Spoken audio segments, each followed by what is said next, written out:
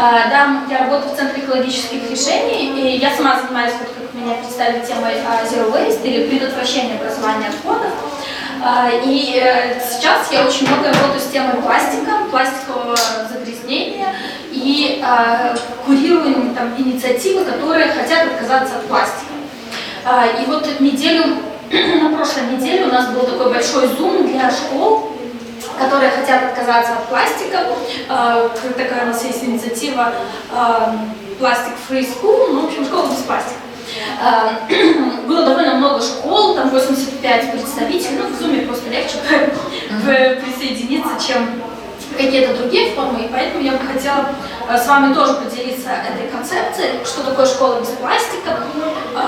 У нас так бытует такое мнение максималистское, что если школа без пластика, значит ни одной пластиковой вещи быть не должно. Но мы понимаем, что пластик — это такой маркер нашей цивилизации. Ну, невозможно в современном мире отказаться от пластика, потому что компьютеры сделаны из пластика, все это то, что плотно вошло в нашу жизнь, и все, что мы можем сделать, это сократить его использование. И, наверное, больше всего, что лучше всего в данной ситуации, от чего отказываться, это от одноразового пластика. Это то, что действительно не совсем нужно нам сейчас. Вернее, пластик просто создавался как какая-то долгосрочная идея. То есть то, что из пластика делали то, что должно долго служить.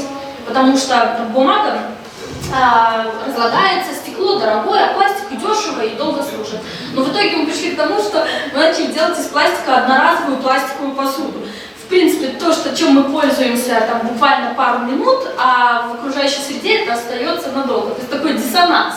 То есть изначально пластик создавался для того, чтобы долго служить, а мы его используем очень мало. Поэтому вот идея школы без пластика — это как раз то, чтобы отказаться от опасного пластика и отказаться от одноразового пластика. Потому что если так вот критично, сейчас просто там пока не загружается презентация, я могу оставить, там есть прям, я хотела сделать презентацию максимально полезной, поэтому там нет никаких теорий, там вот прямые, что можно взять и сделать в разных сферах в школе. И, к сожалению, большая проблема пластика, что очень много опасного пластика, и мы не всегда замечаем, не можем его отличить, например, ПВХ. Вот этот ПВХ в окна — это один из тех видов пластика, который является одним из самых токсичных, и он не перерабатывается в Беларуси. А вы знаете, что в школе используют ПВХ? Ну, не окна, а обложки. Кто вот смотрит, из чего сделаны обложки? Ну, когда дети покупают обложки для книг или для тетради. Ну нет, просто берем обложки и все. А на самом деле можно просто смотреть на состав. Там написано или полипропилен, это более безопасный пластик, или ПВХ. Еще можно ПВХ определить по запаху. Вот это тоже ПВХ. Ну вот он уже просто давно стоит, уже, наверное, выветрился, но ну вот, да, только верните начало, да. Вот, а если вы только откроете эту упаковочку от пластиковых обложек и понюхаете, вы услышите такой специфический запах. Вот, как минимум такую информацию можно доносить до детей, что вот откажитесь, посмотрите просто на состав обложек. Конечно, есть вариант книжки облаживать бумагой, тканью, но можно сделать минимально, просто не покупать обложки из опасного пластика, потому что дети, ну это же дети, они будут грызть эти обложки, там, я не знаю, что-то там, не знаю, подпаливать или еще что-нибудь, мы не знаем, что с ними могут сделать, но, например, игрушки, они сертифицируются, то есть игрушки из ПВХ, скорее всего, не будут. Но есть уже все-таки эти дешевые, там, китайские игрушки есть, но вот если вы придете в магазин и купите там игрушки нашего Полесья или какие-нибудь подороже, они будут сделаны из безопасного пластика. А обложки — это не игрушки, они не сертифицируются как игрушки, поэтому они могут быть из ПВХ пластика. Это я говорю о том, что если копаться, то очень много можно найти. Или потом лучше в конце? Нет, давайте лучше вместе.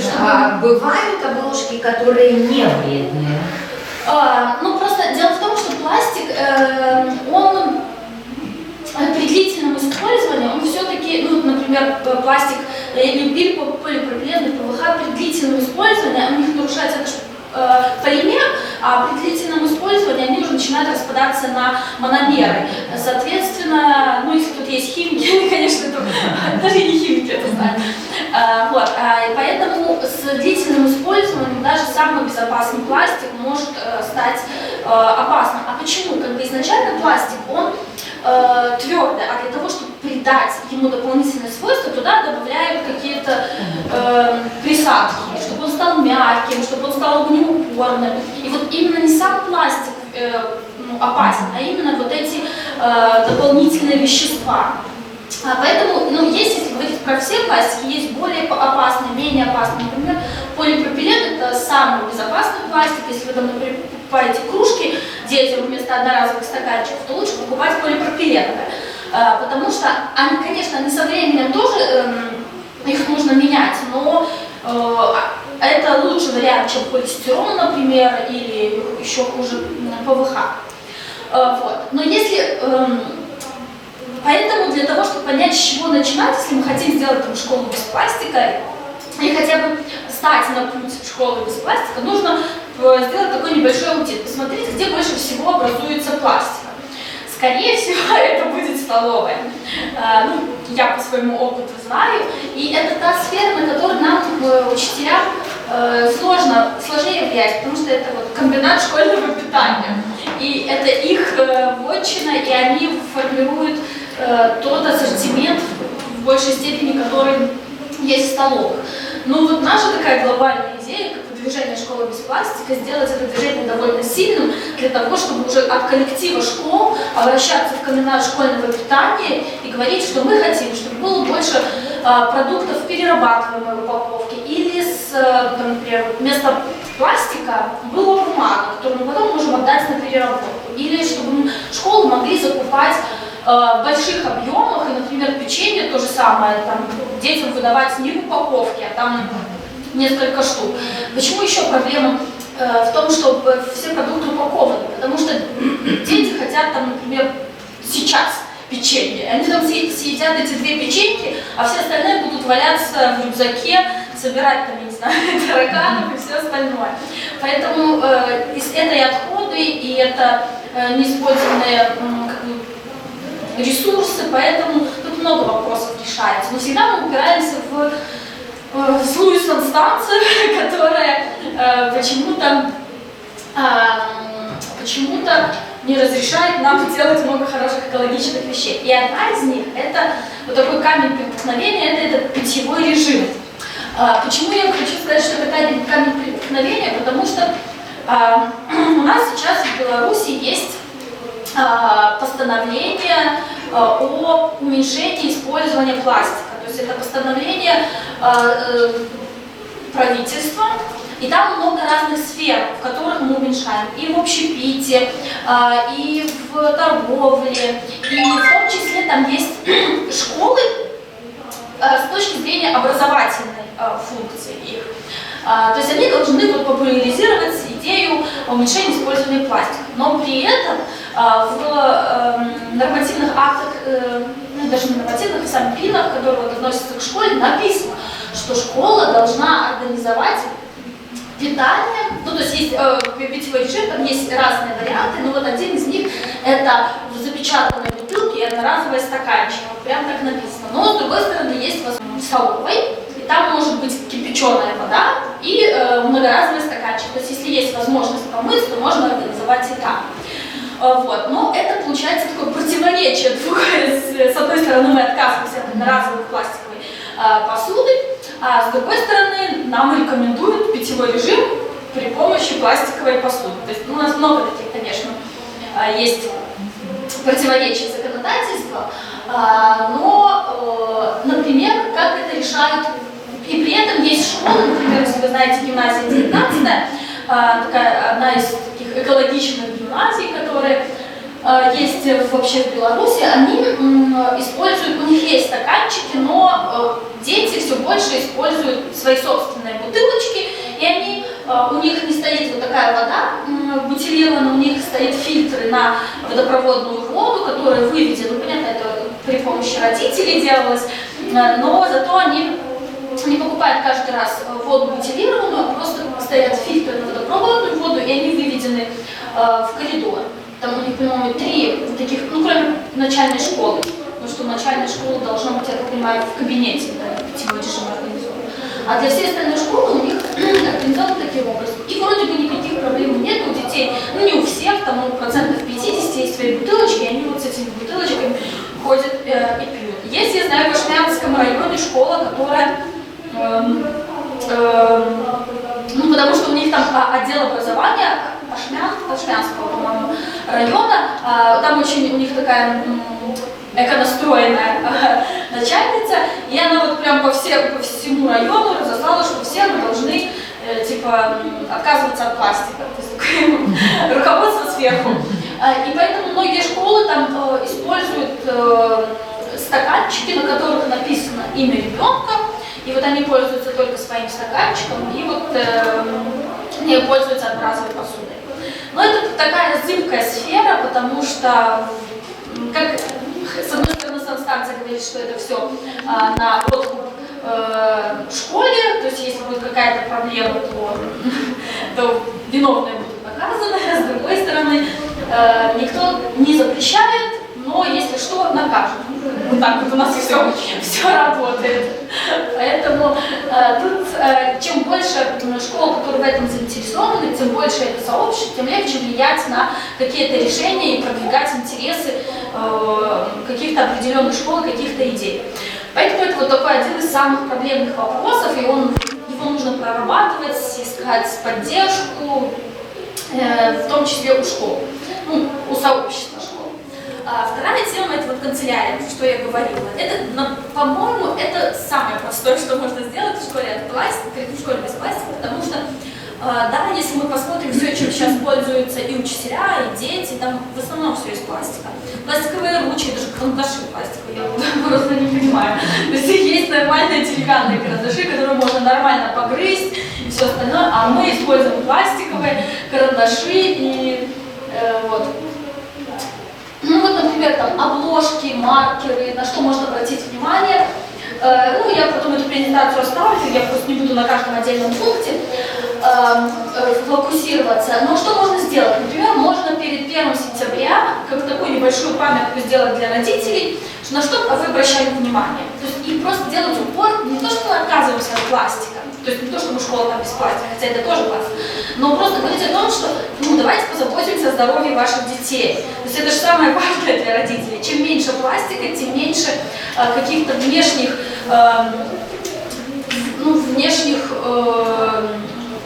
химических веществ попадает в организм. Так этой химии куча. Если мы можем просто выбрать деревянную линейку вместо пластиковой, там, ручку металлическую. Я понимаю, что это не самой сын, я знаю, что эти ручки теряются, как неизвестно что, но вот мы предлагаем такую идею, что, например, если детям на ручке выгравировать, например, там, не знаю, на какой-то мальчик, там, 8 марта, 23 февраля там, или Новый год, друг другу просто подарить ручки, на котором выгравировано их имя, во-первых, сразу знаете, кому отдать, потому что ручку не поможет. Я тоже знаю, что это, ну, может быть, к какому-то проценту поможет.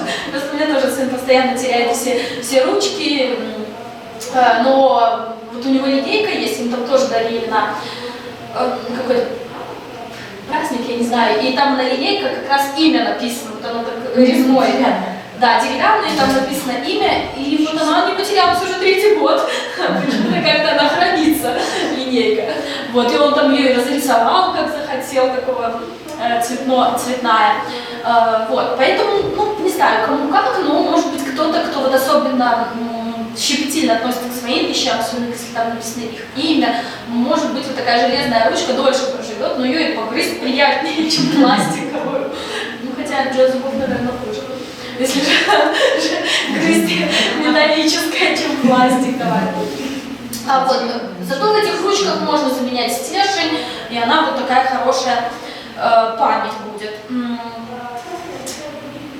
Тоже на пластилин тоже смотрите, чтобы он был не с ПВХ, потому что это я тоже знаю, что пластилин потом будет везде и в вещах, и поэтому лучше чтобы он максимально был безопасен. Особенно если дети маленькие, может быть действительно вообще не пластилином пользоваться, а какой-нибудь вот этим тестом, которое натуральное.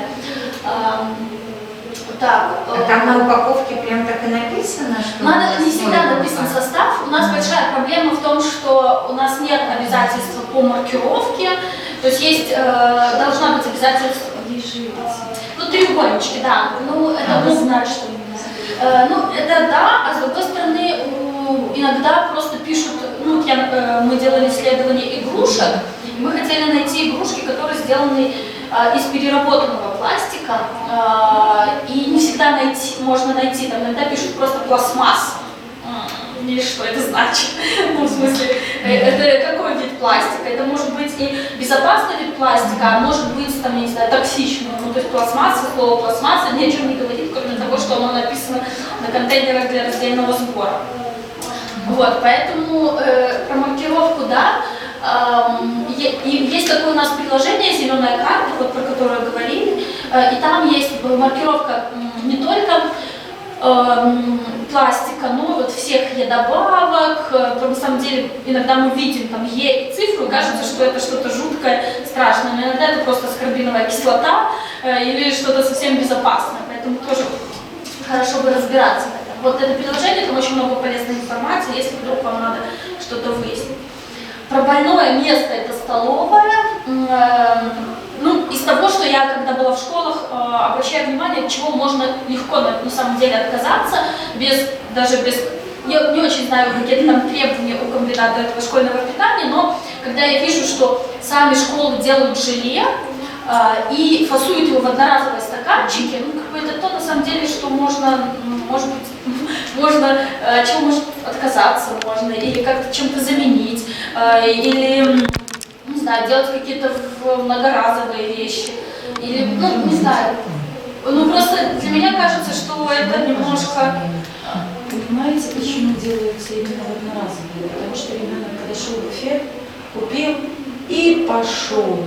То есть он желе идет в буфете. Не в буфете. Он идет, да, он идет в класс и по дороге там, они где угодно могут кушать. Ну, допустим, как у нас школа переполнена, то они просто выходят из буфета, и пока идут до класса, они все аккуратно.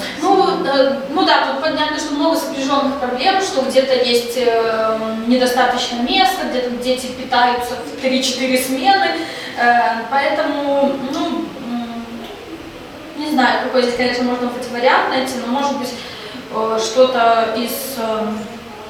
какой-то контейнер, который они потом могут вернуть в школу, и там получить за это какой-нибудь балл условный, который они потом могут использовать в какой-то... Что нужно сделать, особенно сейчас, когда мозг детей вообще геймифицирован, когда они уже даже жизнь проживают как какой-то ачивки, как они когда проходят какие-то испытания, то может быть вот, вернуть контейнер из-под желе, это может быть одним из достижений у них, не знаю, какой-то, не знаю, как это назвать, в их жизни. Да, еще одна такая проблема, с которой даже в школах, которые идут на пути экологизации, сложно отказаться, это вот эти перчатки, шапочки, бахилы, которые для, вот я, например, знаю, что некоторые школы для сервировки должны вот этим всем обладать, дежурные, когда они накрывают на стол, ну там, например, если перчатки невозможно, наверное, сделать многоразовыми, то вот какие-то там шапочки, фартух, бахилы тоже могут быть многоразовые, то есть сшить из какой-нибудь из золота старого, хотя это скользко, ну в обычных пластиковых тоже скользко, наверное. Вот, тут не ходят, но это я думаю, но это таких... Перчатки, ну вот в связи с карантином, да, они обязаны, потому что... А ты за карантином, просто это я уже видела даже не в карантине, а раньше, то есть просто дежурные, которые сервируют. Я не понимаю, это обязательно или... Обязательно перчатки и обязательно шапочки. Бахилы, конечно, нет, да, и у нас еще передники. Ну вот, шапочки... Но у нас вместо шапочек как раз совсем не... Да, косыночки, обычные вообще хлопковые, вообще-то бумажные. Ну вот да. Переднички тоже. И мальчики. Да, смешные. Ну вот да, есть какие-то варианты. варианты, да, с перчатками сложнее.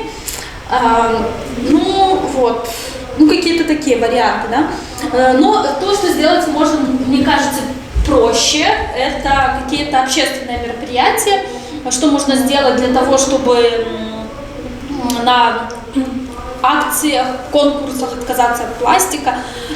Первое, что можно сделать, я тоже, кстати, очень часто сталкивалась с критикой администрации, вот когда мы предлагаем отказаться от воздушных шариков. Тут прям иногда администрации рассылают обязательства, что вот украсить нужно шариками. Ну, непонятно, есть много прекрасных альтернатив. Можно я скажу? Вот у нас выпускники всегда традиция была Пускай шарики. Да, пускать шарики. Ну, я и моя коллега, мы, правда, учителя английского, но мы там продвигаем тоже экологическое направление в школе. И мы предложили с прошлого года, вот у нее был выпуск в прошлом году и у меня в этом году, и мы с прошлого года решили вместо шаров аллеи выпускников сделать, да. И они теперь с прошлого года начали высаживать деревья, покупать. Да, ну просто я иногда не могу понять, в чем барьер. Иногда это сделать в некоторых школах легко, в другие школы прям говорят, что нам не разрешают, нам сказали шарики и все. Я объясню, я как администрация.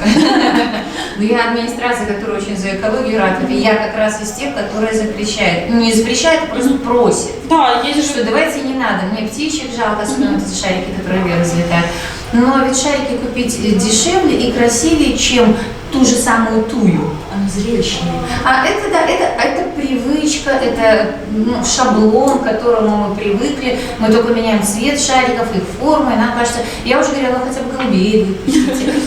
Вот, это у нас такой спор идет, и я думаю, что у нас все-таки постепенно меняется, должна быть какая-то альтернатива шариков. Просто между нами говоря, для меня-то, конечно, лучше посадить дерево или те же туйки, но одна туйка сколько будет шариков стоить, понимаете? Поэтому для школы выгоднее на шарике пустить. Увы. Что я еще? И у нас обычно требуют что? Зрелище. Зрелище, да, это как вот в Риме, да, требует зрелище.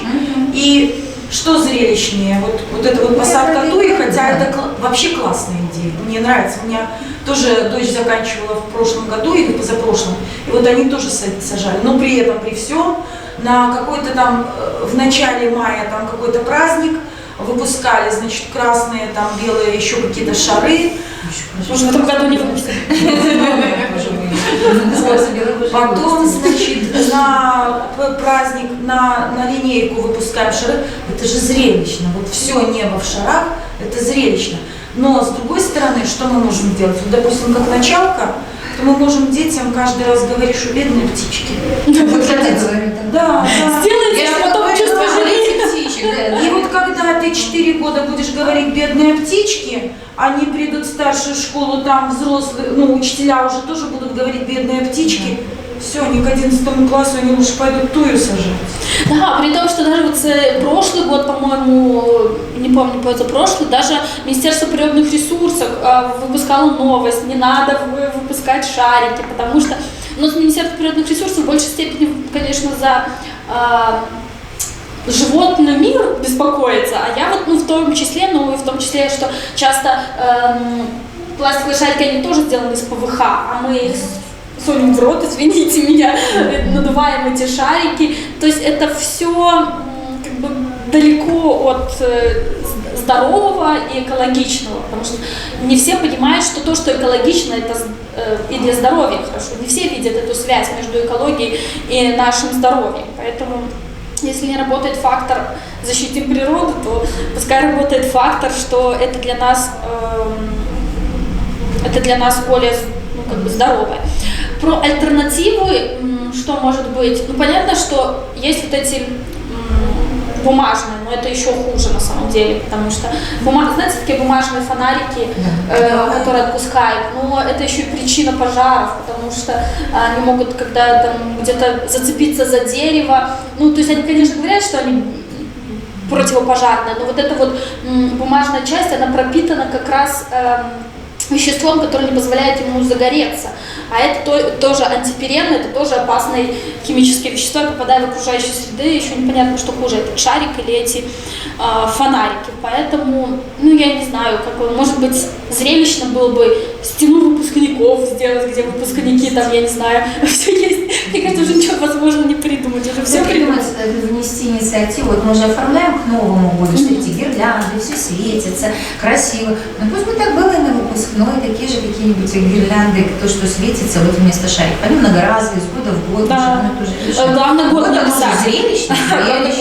Просто, что написать, пока у нас это идет только ассоциация с Новым годом, и если бы что-то продумали вот такое, связанное с выпускным, то мы бы переключились на то направление. Ну да, к сожалению, у нас пока работает только запрет. Вот если запретят шарики, тогда будем думать.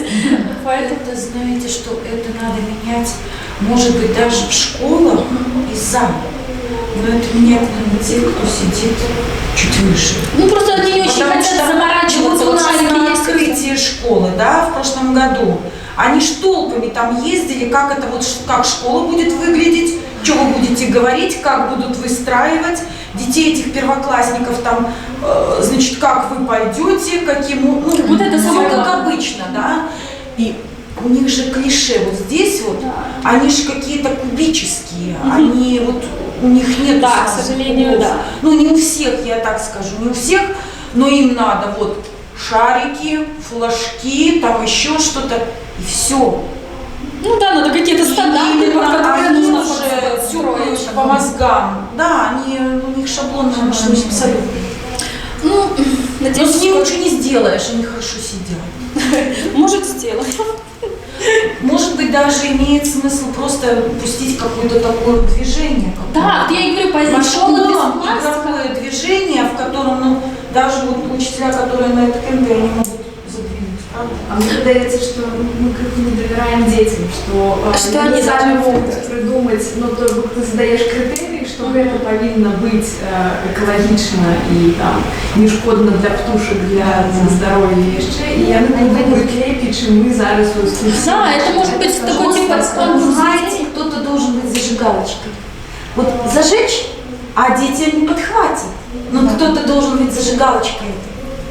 Ну и я, ну, если там говорить про администрацию, то, например, вот это движение, оно поддерживается программой развития ООН. То есть если вдруг какая-то администрация очень сильно напрягается, мы можем попросить про ООН как-то написать большое письмо. То есть, ну, все-таки администрация, она реагирует на эти как-то статусные вещи, и если мы говорим, что вот это под эгидой ООН, Министерство природных ресурсов, вот они как-то... Замежники.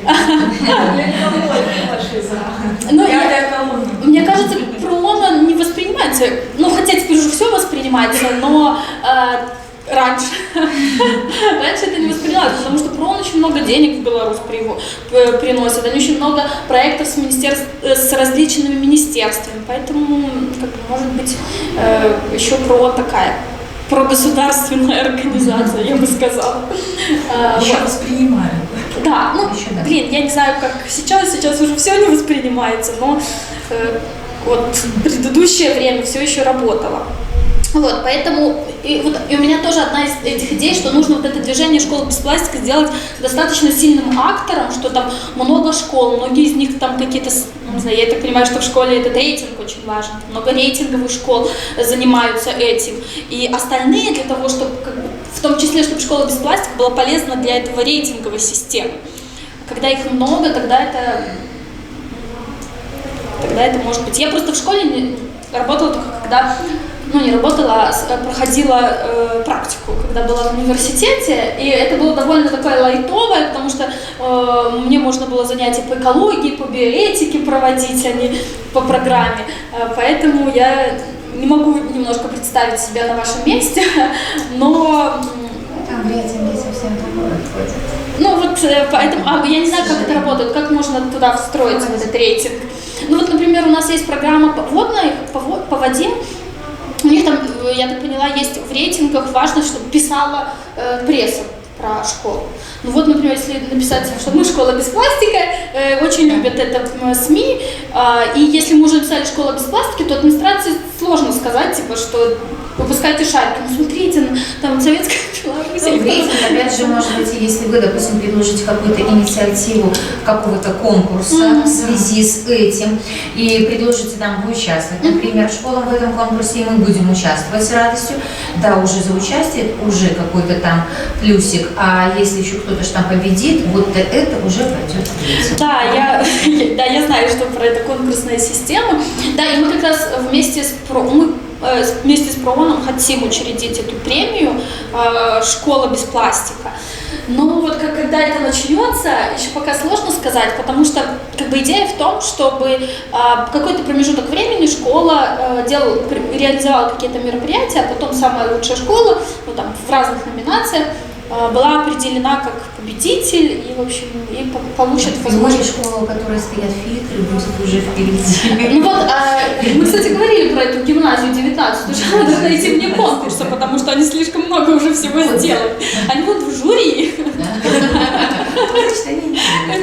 Это такая интересная, да, возможность. Те, кто хотят исключить из конкурса, надо поставить в жюри, чтобы было Есть разные типи школ, Да. Для школ цих провінціальних можуть бути інші випробування, бо все ж фінансування воно відрізняється на порядок часом.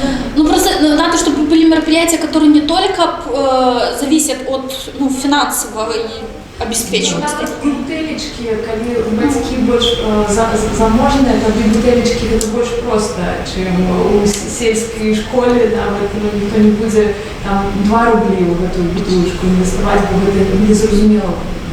Ну вот, например, для меня там городской огород, ну не городской, а огород в школе, который потом используется в столовой, более экологично, чем просто купить бутылки. Ну вот, а это Уже нельзя. Да, у нас был, уже нет. Да, Уже просто территория. потому что надо сертифицировать эти продукты, которые выращивают. Нет, потому что детский труд нельзя использовать в таком. Ну вот я просто сама предлагала, я не очень хорошо в этой теме, но когда я как администрация говорила, давайте вот клумбочки, вот так же, как вы говорите, не клумбочки, а там посадим какой-нибудь укропчик, там еще. Ну, во-первых, в столовой нельзя зелень использовать в школьной, а во-вторых, мне сказали, мы говорили, цветы, клумбы, у нас же есть конкурсы вот этих вот пришкольных территорий, вот этот вот сад. А кто за ними ухаживает? Я говорю, так вот, детей, на общественно полезный труд. Вот возьмите, мы же так работали, я помню, пололи, все, мне сказали, что-то нельзя, это ни в коем случае, это уже чуть ли не использование детского труда. Да, когда-то были огородики, были яблоки, все это... А если это, там, не знаю, кружок какой-то, дети не пойдут, наверное, на такой кружок. Мало приятного. Ладно, заплатите еще родители за то, что вы тут... Не, но дело в том, что есть школы, которые находятся в городах, в центре города, и это не экологично. Ну, я, например, тоже про городские огороды, у меня есть много вопросов, потому что выбросы от автотранспорта, там тяжелые металлы, выращивать в этой... Ну, можно просто в катках выращивать, тогда земля будет, земля может быть чистая.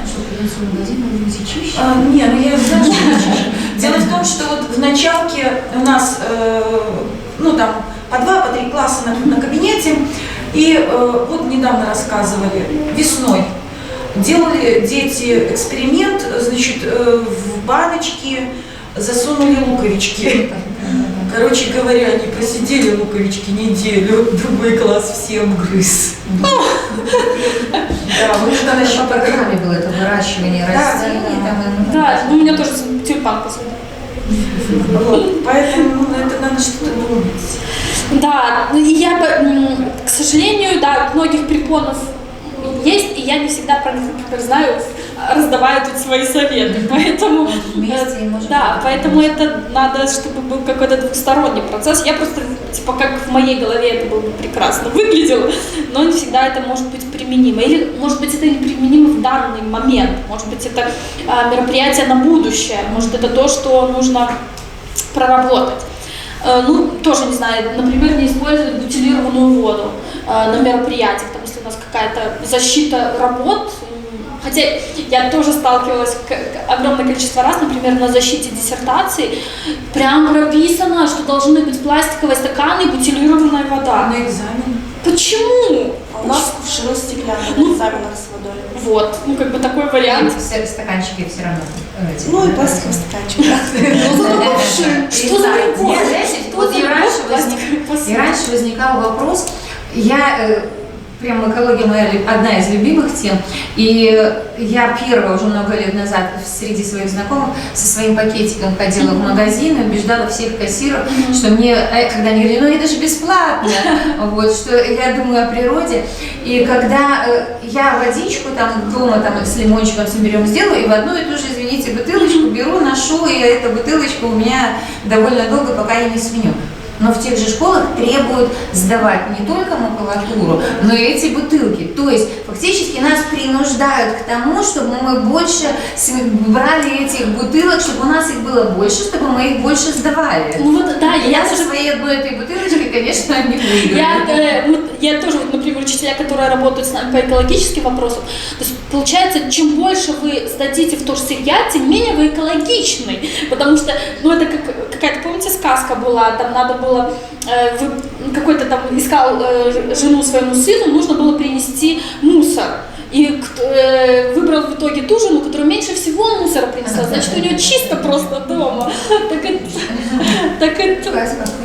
Я не помню, это я не знаю, в детстве читала, что там одна там принесла много мусора. Ну, это, конечно, очень сексистская сказка, конечно, но это как бы я про то, что можно все-таки пересматривать, то есть чем меньше у нас мусора, тем, значит, мы больше приложили усилия на этапах предотвращения повторного использования.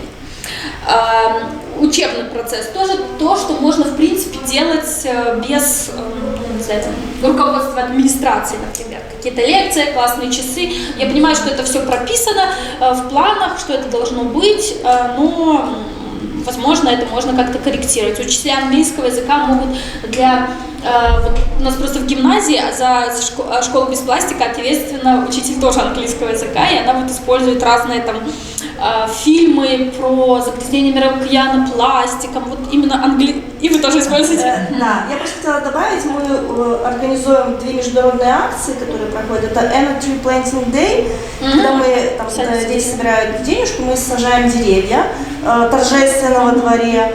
И вот этот World Cleanup Day, который в сентябре проходит, мы тоже там идем, и историческую часть вот, сельской местности в Прилуках, там на дворец Щапского, мы ходим, убираем, сертификат распечатываем, потом доклад делаем в интернете, статьи пишем, и дети очень довольны. Уже несколько лет в этих участвуем. Ага, ну вот, класс. Так, и я вот просто логично будет перейти к акциям. Но это то из того, что просто школа, с которой мы работали, что делали, и что вот, я думаю, было бы классно сделать.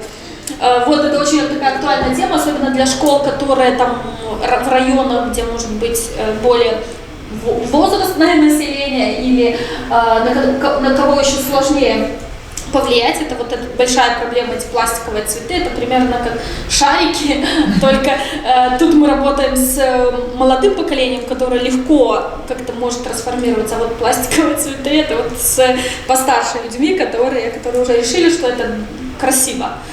Пластиковые цветы. Микропластик в косметике тоже очень интересная тема. Просто мониторить, прийти в магазин, мониторить состав косметики на есть там микропластик или нет. На самом деле это удивительные результаты могут, когда, например, покупаете скраб, у меня есть даже дома лежит такой пример, на втором месте в скрабе пластик. То есть вот изначально, там, хотя написано скраб, что там косточки авокадо, но даже вот в составе на втором месте пластик. Но это тоже, если вдруг кому-то какая-то тема интересная, я могу дать дополнительную литературу на эту тему. Ну, различные экофестивали, вот мониторинг пластика, тоже у нас есть методика, которая помогает провести мониторинг, то есть какой пластик, вот мы брали территорию, какой там пластик. Мы в прошлом году, когда это делали, пришли к выводу, что больше всего по количеству бычков, сигаретных бычков. И вот можно делать информационную кампанию как раз против бычков. С одной стороны, у нас все поддерживают здоровый образ жизни, это не тяжело будет продвинуть, а с другой стороны, это не только ваше здоровье вы портите, но и окружающую среду. Ну вот это, мне просто показывает, что я быстрее, поэтому я эту презентацию оставлю. Просто на что важно, например, обращать внимание. Там, визуализация. У нас есть, например, плакат «Школа без пластика». Там 10 советов, что можно делать, чтобы школа была без пластика. То есть можно просто повесить и об этом говорить. Хотя бы, чтобы это было на глазах. То есть это такой 25-й кадр. Если об этом много говорят, то тебе уже кажется, что это уже твоя идея, а не чужая. Там, ну, понятно, что конкурсы, мотивационные плакаты, стенгазеты, ну, это все вы сами знаете. Просто если какая-то идея постоянная, идея в том, что если что-то мы очень часто повторяем, то это становится, да, что это становится естественным и не очень пугает. Кстати, вот с этими пакетиками, которые несколько лет активисты, там, наши волонтеры и вообще не безразличные люди ходили, покупали им и постоянно жалобную книгу жалоб предложений писали, выслушивали на себе много негатива, делились в группах, такая группа взаимопомощи тех, кто ходит со своими пакетиками. А буквально, вот, и это накопительный эффект, и буквально вот этот год все это стало уже нормально, уже никто не спрашивает, и я даже, нам пишут такие интересные истории о том, что вот, кассир-стажер и вот кассир, который обучает. Приходит эта девушка в своем пакетике, и стажер такая, ну, типа, давайте я вам, типа, в пакет переложу. А кассир, который не стажер, говорит, если человек пришел со своим, значит, ему так надо. Ну, то есть это уже, когда это много повторяется, когда это со всех сторон, то это уже вроде становится и нормальным. Это не так пугает, а если что-то не пугает, то это уже можно и делать. Поэтому чем чаще... И вот это тоже такой вот, на что я бы хотела обратить внимание, не нужно, если вы хотите стать школой без пластика, не нужно взять и выбрасывать весь пластик, потому что мы создаем отходы. Но если вы что-то придумываете, ну, посмотрите, можно ли найти альтернативу без пластика. Например, баннер нам надо напечатать. Почему из ПВХ? Есть, например, из хлопка, который покрыт чем-то там другим, хотя бы можно переработать, или полиэстер. Но полиэстер тоже не перерабатывается, к сожалению. Или, может, нам вообще не нужно баннер, может, мы можем просто повесить вот такой экран, проекцию, и там будет эта информация. Но если у нас есть баннер, ну, не нужно его выбрасывать, ну, как бы использовать, пока он нужен. Ну, или какие-то другие формы презентации вместо баннеров. Ну и тоже важно понять, что мы можем сделать сейчас быстро, безболезненно для того, чтобы просто погрузиться в эту тему, а что нам нужно долго, поддержка может быть родителей, может какой-то попечитель, может быть администрации. Ну, не надо начинать с самого сложного, потому что это очень сильно фрустрирует. Кажется, не получилось, там, окна заменить на деревянные, ну и не будем ничего делать. Ну, можно просто с лекции начать. Ну и вот эта инициатива, если как к ней присоединиться, можно написать мне на электронную почту. Мы вот, например, предоставляем разные помощь, если какие-то лекции нужно рассказать про пластик. Сейчас будет там дальше, в конце. Может быть, какие-то лекции, если соберется много школ, которые вот интересна тема пластик, мы можем сделать какой-то вебинар дополнительный, может быть, в какой-то определенной теме, может быть, именно питьевой режим, тогда мы пригласим санстанцию, и пускай она нам ответит, как сочетаются ее там наша глобальная программа по отказу от пластика и ее требования одноразовых стаканчиков. Если, может быть, интересна тема констоваров, то тоже, может быть, для родителей рассказать, почему там какой-то вебинар именно для родителей, чтобы рассказать про вред пластика, почему нужно меньше использовать пластика. У нас есть различные там образовательные материалы, есть методические там рекомендации, например, по водной теме, если вдруг интересна тема воды. Вот, какие-то плакаты, если нужно, может быть, все нужно. Да, и вот телефон. Вот моя электронная почта, это вот как этот сайт GreenMap, и Экоидея Байт, это наш сайт. Экоидея Байт, можно туда зайти, посмотреть, что мы предлагаем, какие там есть, может быть, вас что-то вдохновить на исследовательские работы, если вы их делаете, или, может быть, вам будет какая-то, у нас много всяких плакатов, там есть вкладка такая, материалы боже, как они называются, ну вы поймете, что это там всякие плакаты, там есть всякие исследования, плакаты, вот гиды, ну то есть много всего интересного. Если есть какие-то вопросы уже конкретно, что делать, то все, мы уже закончили. Что делать, как вот прямо сейчас хотим начать, вот можно мне звонить. В мессенджерах не найти меня по номеру телефона, но если вы позвоните, мы уже потом можем списаться где-то дополнительно.